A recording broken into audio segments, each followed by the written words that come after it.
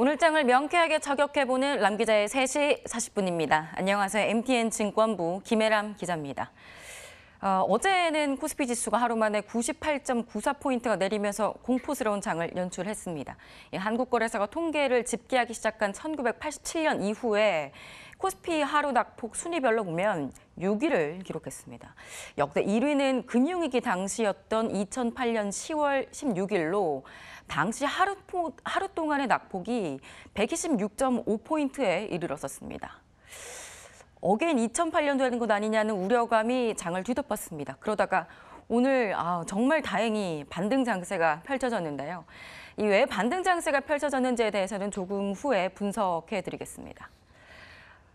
근데 오늘 반등했어도 다음 주에는 다시 전반적으로 공포 장세가 펼쳐지는 것 아니냐.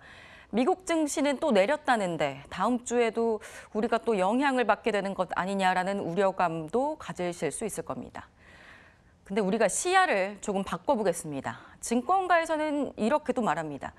만일 어게인 2008년 10월이라고 하더라도 우리가 한두 달 주식 투자할 게 아니라면 오히려 실적 좋고 현금 유보율 높은 좋은 기업이 저평가가 돼서 싸게 시장에 나오는 기회로 봐도 된다고 말입니다.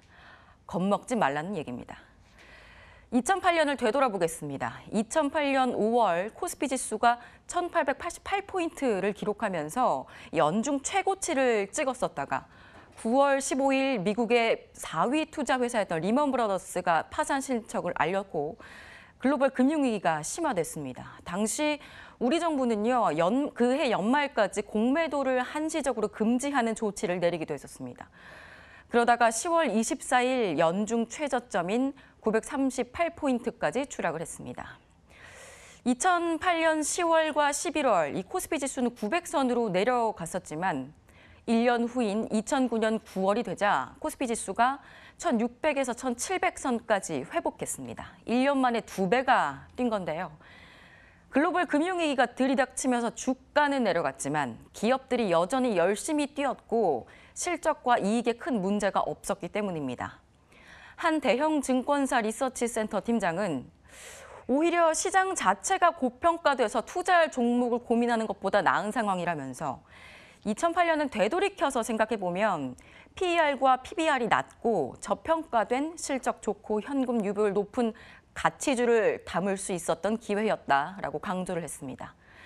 또 그는 겁날 때 정말 겁날 때가 아니다라면서 시가총액 50위권 이내에서 PER 10배 이하인 기업을 잘 살펴볼 것이라고 조언을 남겼습니다. 사실 증권가에서는 미국 장폭락과 우리 시장 급락에 대해서도 터질 게 터졌다는 반응이었습니다. 미국과 중국 간 무역 전쟁 이슈에도 견조하게 버텼었던 미국 증시의 심리적인 마지노선이 무너진 느낌이라는 건데요. 무역 전쟁이 시작됐을 때부터 장기화 여부가 시장의 최대 관심사였습니다. 그런데 중국이 생각보다 좀 오래 버텼고 미국 역시 대화에 부정적이라는 발언이 나오면서 장기화의 조짐이 보였습니다. 미국은 연 이틀 주가가 크게 하락을 했죠. 미국 노동부는 9월 소비자 물가지수가 예상치였던 0.2% 상승하는 것보다 다소 둔화된 0.1%만 상승했다라고 밝혔습니다.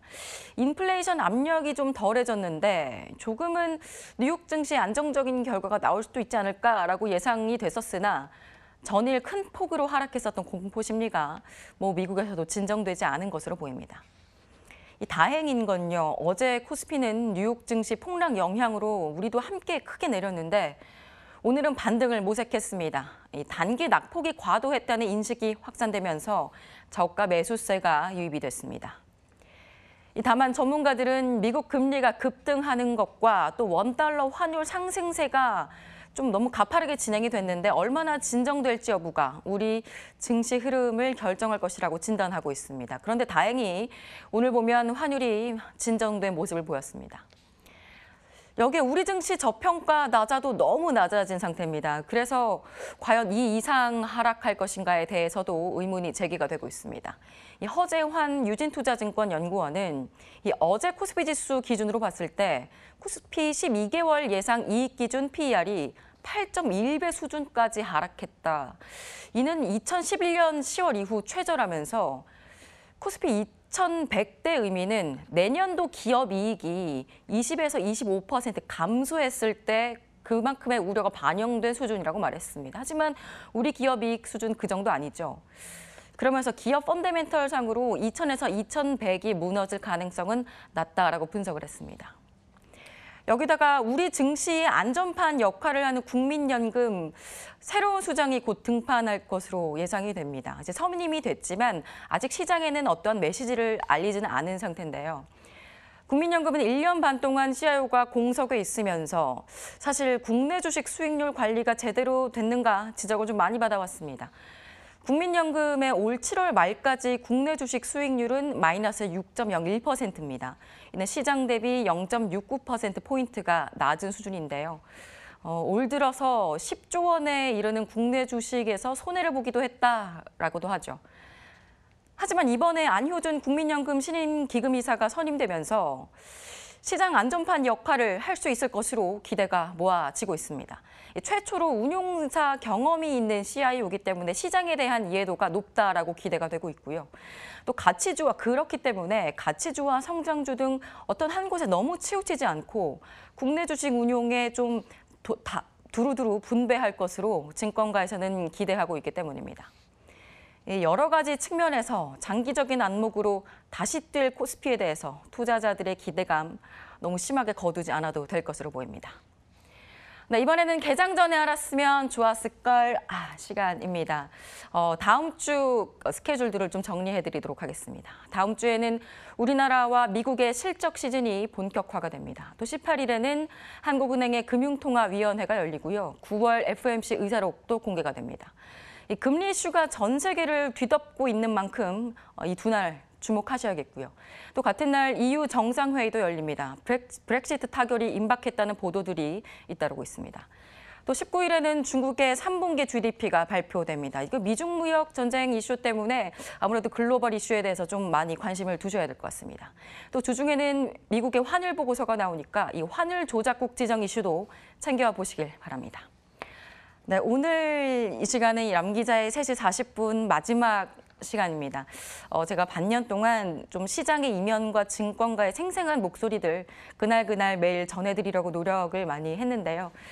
그동안 시청해주신 여러분 고맙습니다. 또 개인적으로는 방송 보고 연락 주시고 또 질문 주셨던 분들께도 감사의 말씀드리고요. 다음에 더 좋은 모습으로 뵙길 바라겠습니다.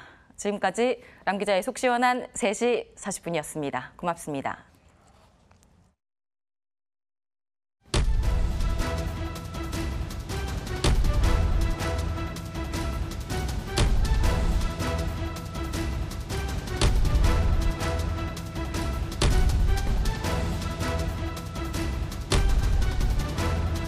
장기전으로 치닫는 미중 무역 갈등, 또다시 고개를 드는 신흥국 위기론, 평화의 길에 오른 한반도 경제협력의 새 시대가 열린다.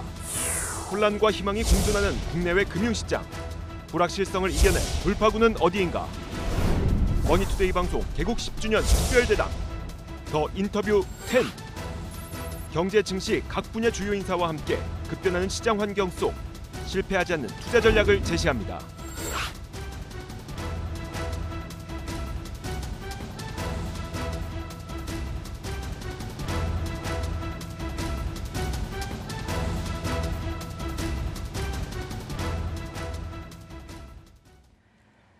정말 오랜만에 상승으로 마감됐던 오늘이었습니다. 일단은 상승 마감했으니 그리고 장은 마쳤으니 긴장 풀고 주말 푹 쉬고요. 다음 주 월요일부터 다시 긴장한 채로 시장을 한번 바라보다 보도록 하겠습니다. 마감 전략은 저희와 함께 해주시죠. 마감 전략 A+였습니다. 고맙습니다.